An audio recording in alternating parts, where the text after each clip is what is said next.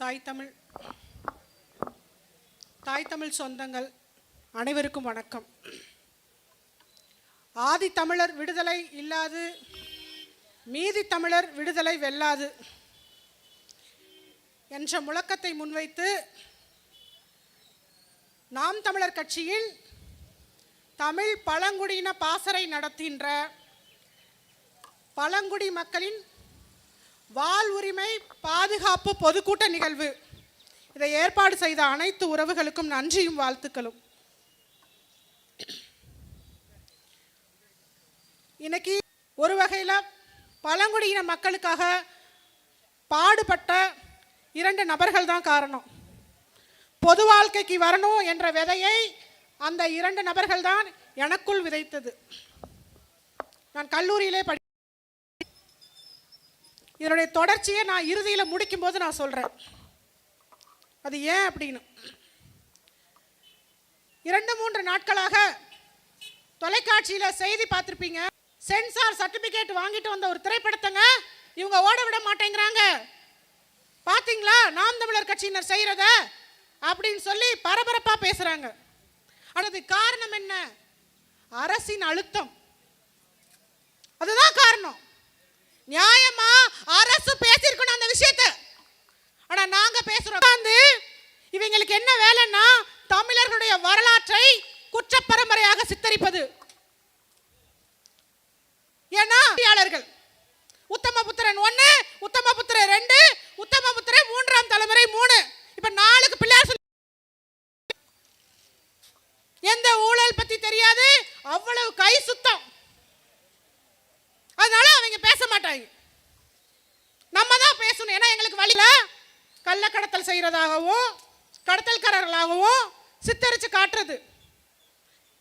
இதுல ரொம்ப முக்கியமா ஏன் இங்க இருந்து ஆரம்பிக்கிறோம் அப்படின்னா, இந்த மக்களுக்கு திரைப்படம் மூலமாக எளிமையாக கடத்தி விடலாம் என்று ரொம்ப காலமா இதுதான் பண்ணிட்டு இருக்காங்க.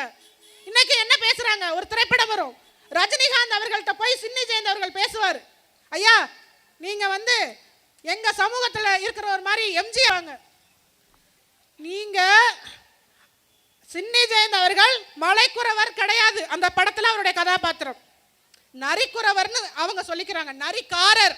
இங்க பிரச்சனையா அதுதான். தலைநிலம் குறிஞ்சி, இந்த உலகத்தின் மூத்த குடி தமிழ் குடி. மூத்த இனம் தமிழினம்னா அந்த அத்தனை தமிழினம் உங்கள இருந்துதான். உங்களுக்குள்ள ஒரு பெருமிதம் இருக்கணும், திமிர் இருக்கணும். ஏன் இருந்துதான் இந்த உலகமே இருக்காங்க. இன்னைக்கு ஒரு சான்றிதழ், ஒரு ஜாதி சான்றிதழுக்கு நாயா அலைய விடுற ஒரு அவல நிலை தான் இன்னைக்கு இருக்கு.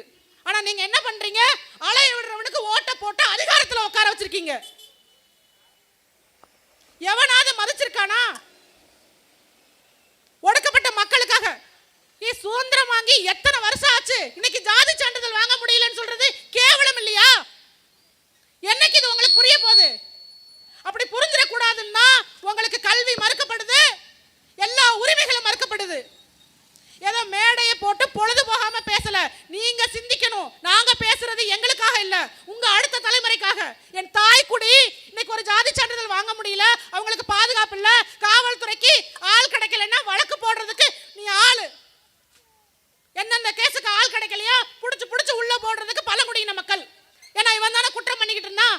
ஆனா இவங்க பூரா கும்பிடுறது ஊரா முருகன் கோயில். முருகன் வந்தது குற்ற பரம்பரையா? சொல்லுங்க. இந்த சேகர் பாபு சொல்வாரு, 6 படை வீட்டுக்கும் நாங்க குடமுழுக்கு பண்ணிட்டு இருக்கோம். நீ குடமுழுக்கு பண்ண சொல்லல, என்ன மொழியில பண்ணிட்டு இருக்க அத கேளுங்க. எவ்வளவு தெனா வெட்டா சமஸ்கிருதத்தில் பண்றாங்க. நம் மொழியை அழிக்க வேண்டும். அதுக்கு முக்கியம் என்ன? இந்த பழங்குடிகள் நீங்க பாத்தீங்கன்னா ஆதி தமிழர்கள், அவங்களோட உரிமை மறுக்கப்படும். ஆனா அந்த உரிமையை நாங்க தான் பாதுகாக்க பிறந்தோம்னு சொல்லி ஒரு கூட்டம் இருக்கும். அவங்களும் இவங்களோட தான் கூட்டணி வச்சிருப்பாங்க. அவங்களும் யாருக்காவது பேச முடியுமா? கட்சியின் பெயர் அளவுல மட்டும்தான் ஆதி தமிழர்களுக்காக வச்சிருக்கோம்னு பேச முடியும்.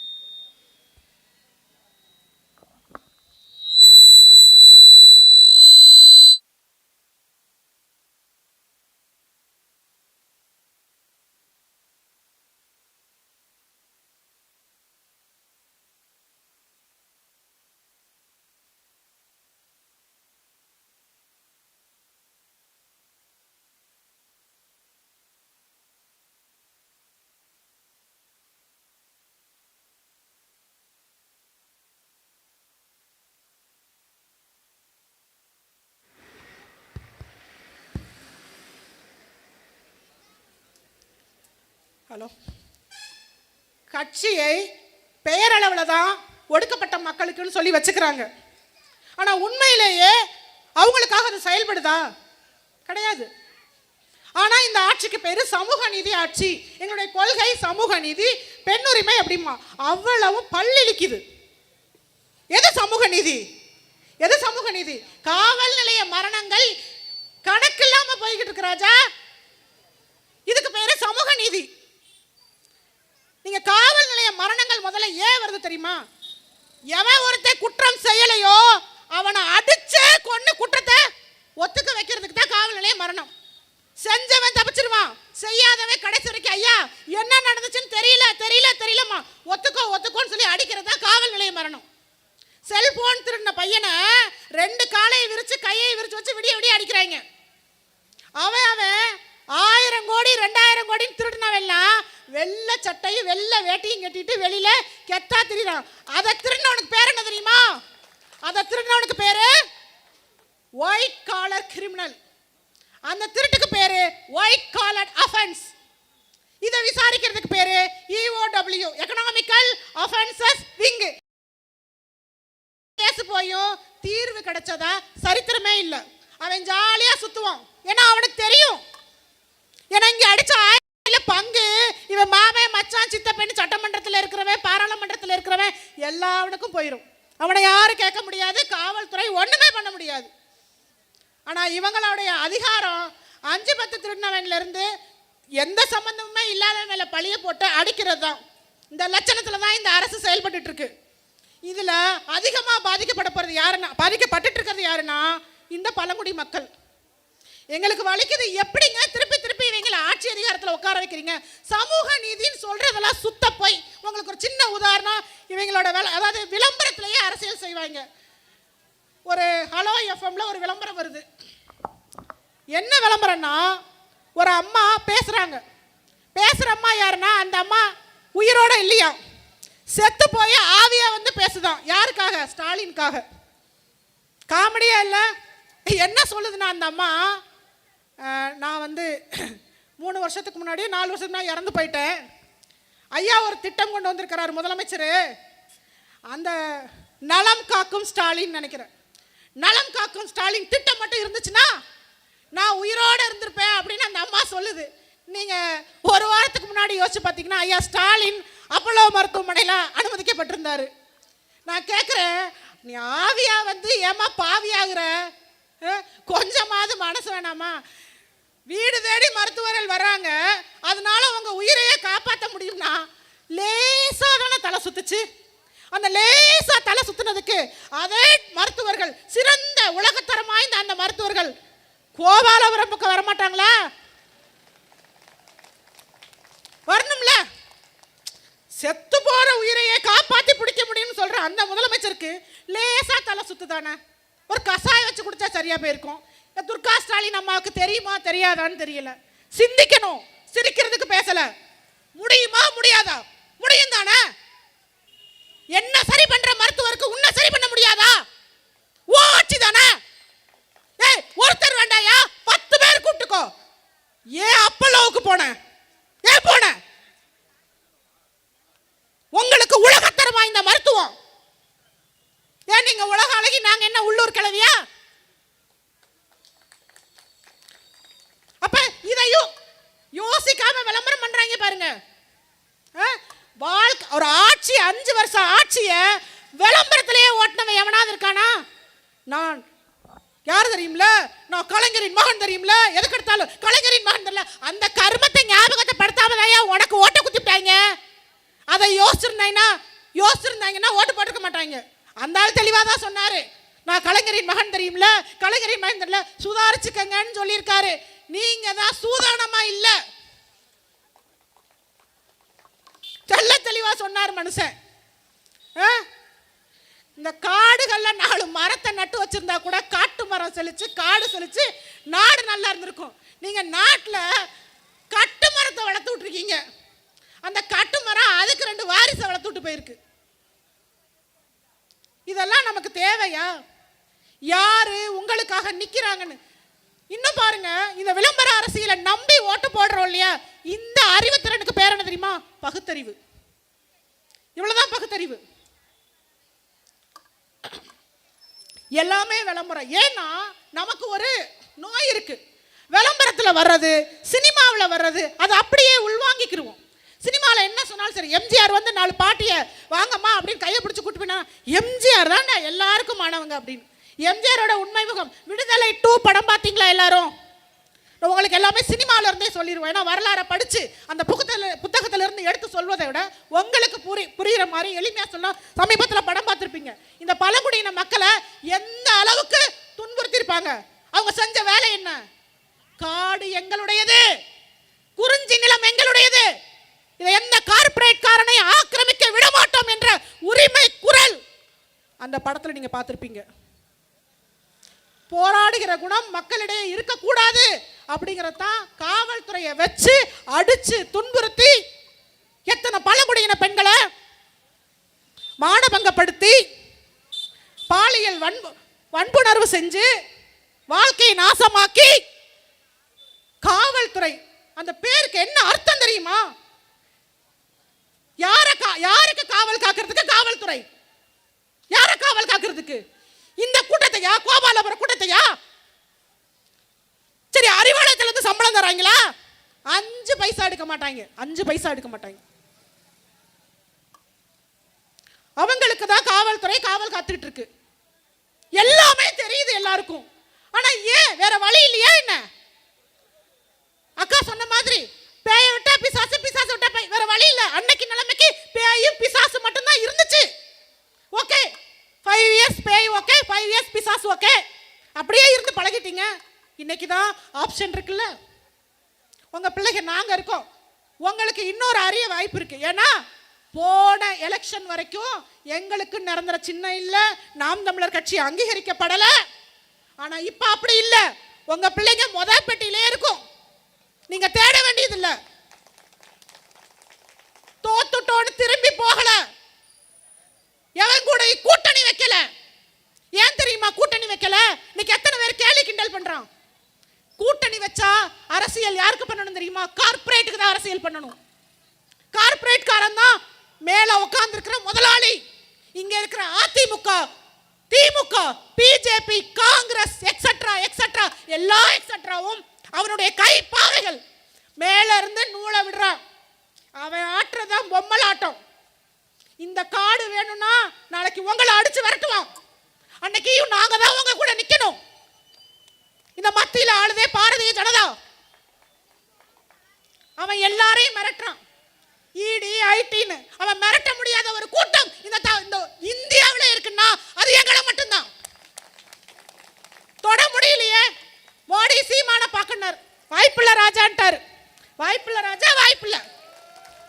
நீ நினைச்ச உடனே ஓடி வந்து பாக்குறதுக்கு நான் என்ன நீ வச்சாளா? நீ வச்சாளா?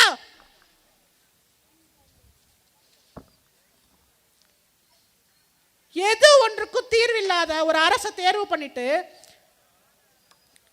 நம்மளால எத்தனை நாள் பசி தாங்க முடியும்? ஒரு நாள், 2 நாள். இவர்கள் தர்ற 500 200 1000 நம்முடைய பிரச்சனையை எத்தனை நாள் தீர்க்கும்? ஒரு நாள்.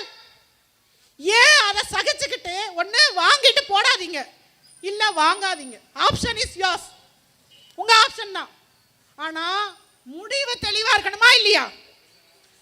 நீங்க என்ன நினைக்கிறீங்க? வாக்கு செலுத்துவது அப்படிங்கிறது சம்பிரதாயம். போறோம், இன்னைக்கு நீ அதிமுக போட்டியா, நான் திமுக போட்டேன், அது இல்ல. நான் இன்னைக்கு அடமானம் வைத்தது என் பிள்ளையின் எதிர்காலத்தை. ஞாபகத்தில் வச்சுக்கோங்க. திமுகவுக்கு அதிமுகவுக்கு ஓட்டு போட்டா என் பிள்ளையின் எதிர்காலம். இந்த மலை உங்களுக்கு சொந்தம் இல்ல. கார்ப்பரேட் கார இங்க வந்து டங்ஸ்டன் எடுக்கிற, இங்க வந்து யுரேனியம் எடுக்கிற, ஏதாவது விளையுது. இவங்க சேட்டலைட் விடுறதெல்லாம் மேல உட்காந்து இங்க என்னென்ன இருக்குன்னு தேடுறதுக்கு தான். இந்த நீங்க நியமிக்கிறீங்கல்ல ஆட்சியாளர்கள், அரசியல்வாதிகள், அவனோட வேலை என்ன? புரோக்கர் வேலை பார்க்கறது.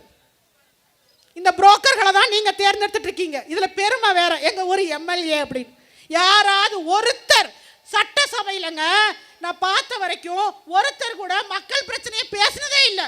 அவன் தலைவர் பிரச்சனை. நாடாளுமன்றத்தில் போய் ஸ்டாலின் வாழ்க, உதயநிதி வாழ்க, வெக்கமா இல்ல? சுயமரியாதை கூட்டம் சொல்லிக்கிறதுக்கு இவங்களை வாழ வைக்கிறதுக்காயா உங்களுக்கு ஓட்டு போட்டு நாடாளுமன்றத்துக்கு? அவன் தான் நல்லா தானே வாழ்றாங்க, என்ன கேடு வந்துச்சு அவங்களுக்கு? நல்லா தானே இருக்காங்க. அவன் வாழ்றதுக்கா நாடாளுமன்றத்துக்கு போன? அவன் அழகா இந்த பக்கம் 2006 வன உரிமை பாதுகாப்பு சட்டம்னு கொண்டு வந்து 10 ஏக்கர் தரேனா கொடுத்தானா? எத்தனை பேர் 10 ஏக்கர் வச்சிருக்கீங்க?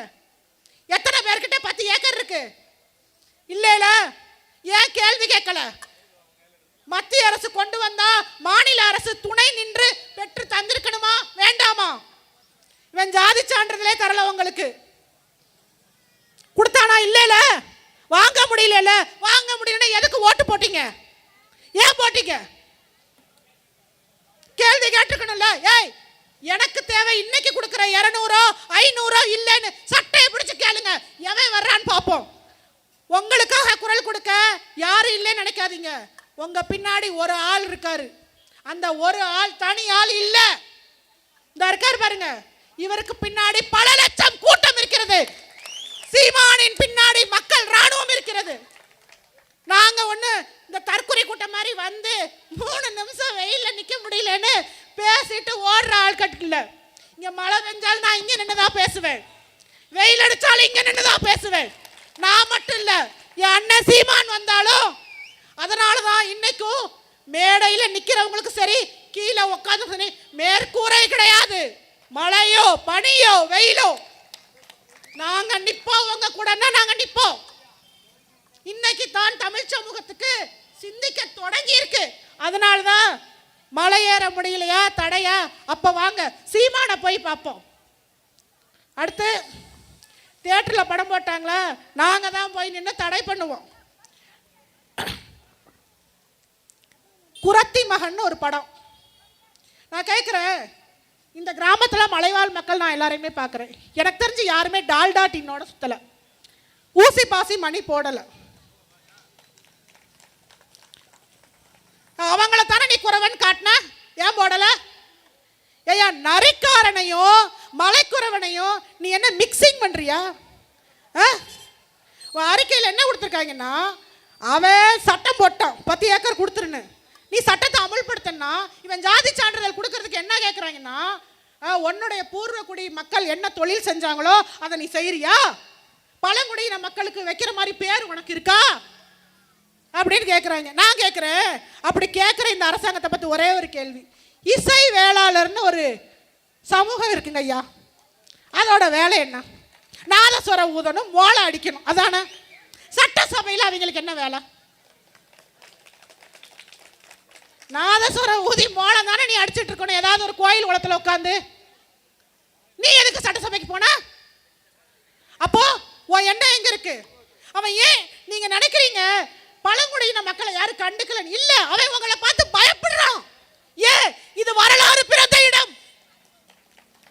இங்க இருந்துதான் தமிழர்களின் வரலாறு ஆரம்பிச்சிச்சு. நாம ஏமாறுறதுக்கு என்ன காரணம் தெரியுமா? நம் வரலாறு நமக்கு தெரியாமல் போனது.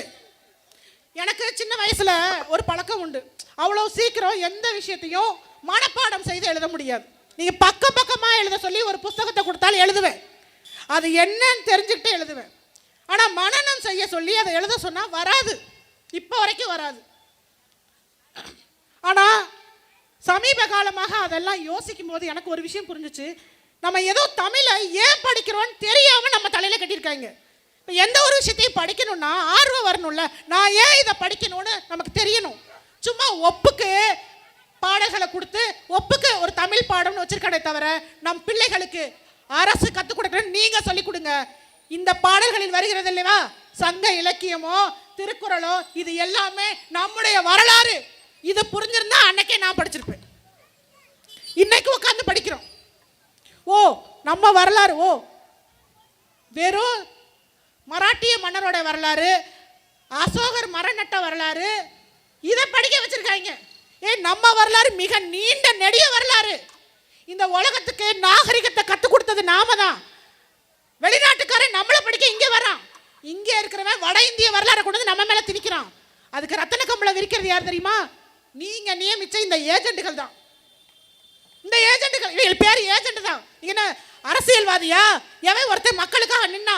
இவங்க மக்களுக்காக நின்ன வரலாறு சொல்லுங்க பாப்போம். சமூக நீதி பேசுறாங்கல்ல, சமூக நீதியா இது? சாக்கடை நீதி, சாக்கடை நீதி. இங்கிட்டு திரும்பினா இந்த வடிவேலு ஒரு படத்துல சொல்லுவார், அண்ணன் இயக்குன படம் தான் அது. இந்த பக்கம் திரும்பினா மழை பெய்யுது, அந்த பக்கம் திரும்பினா மழை பெய்யுது, இங்கிட்டு திரும்பினா இந்த பக்கமும் மழை பெய்யுதுங்க சோன்னு அப்படிம்பாங்க. அப்போ அவர் சொல்லுவார், மழைன்னா எல்லா பக்கமும் தான் பெய்யும் அப்படிம்பாங்க. அது மாதிரி இவங்களோட சமூக நீதி அப்படின்னா, இந்த பக்கம் திரும்பினா அவ்வளவு சாராய கடை, இந்த பக்கம் தண்ணி அது சாராயத்தை குடிச்சுட்டு கொலை கொள்ளை மது, அதுக்கப்புறம் மெத்து, விதவிதமான, இந்த பக்கம் திரும்பினா போதைப் பொருட்கள், அந்த பக்கம் திரும்பினா பாலியல் குற்றங்கள், அந்த பக்கம் திரும்பினா குடிக்கிற தண்ணியில் மலம் கலந்துருக்காங்க. இது எதுக்குமே தீர்வு எட்டப்படாத அந்த ஆட்சிக்கு பெயர் தான் சமூக நீதி ஆட்சின்னு சொல்றாங்க.